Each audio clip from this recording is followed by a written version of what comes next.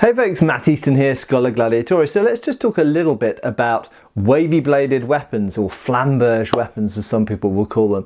And you know, I've been asked to talk about these types of blades since I started my channel, and this isn't the video you've been waiting for. I'm sorry to sort of rain on your parade or whatever, but I will do a big video like that. This is actually kind of practice for me to put some little images on one of my videos, which is something that I'm learning to do.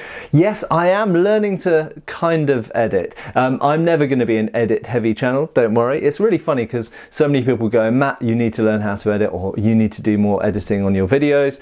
And then other people go, don't bother about editing, it's the content that's important. And so I just kind of go with the easy option, which is the latter.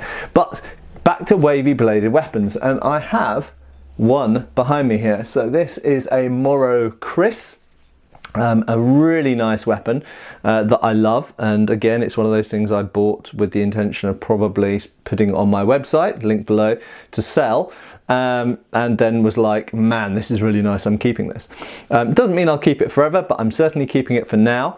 There are many weapons that I don't necessarily want to collect. Small swords are a good example of that, but I like having one or two of them around, and it's very useful for videos, as I'm demonstrating here. Now, curvy blades, or sorry, wavy blades rather, really what I want to say in this video, and a chance to use some pictures which are going to appear, is to say that many cultures around the world have used wavy blades.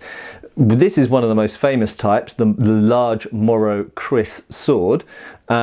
But there are equally the smaller Krises, the dagger-sized versions, so they tend to come from places like Malaysia and Java and Indonesia.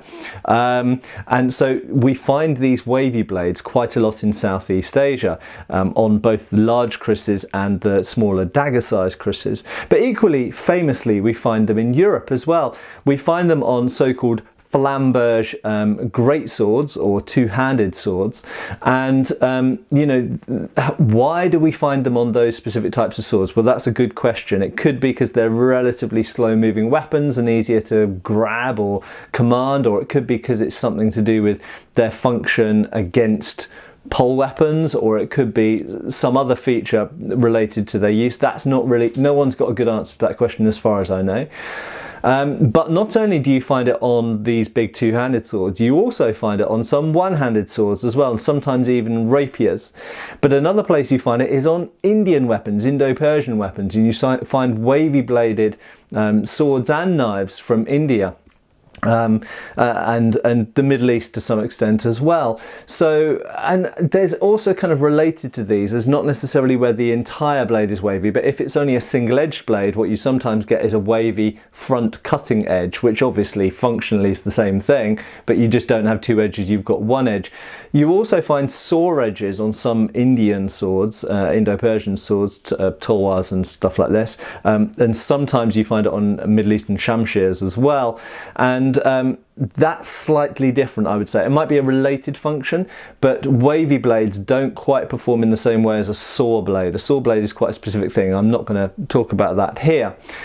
So really just to say that you do find wavy bladed weapon, or wavy bladed weapons of dagger size, short sword size, and right the way up to massive two-hander size all over the world, in Europe, India, Southeast Asia, and you know, you can find sort of less frequent examples in places like China and stuff as well.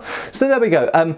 As for what they're for and what they do, I would not argue that they're necessarily all for the same thing. So I think a lot of people want me to say, why would you have a wavy blade over a straight blade? And I think there isn't one answer to that question, because I think that the reason you have a wavy blade in the Philippines, for example, in the 19th century, may not be the same reason that you have a wavy blade in France or Italy in the 16th century, for example. They may be different, or they may be the same, or they may be overlapping reasoning for why you have a wavy blade.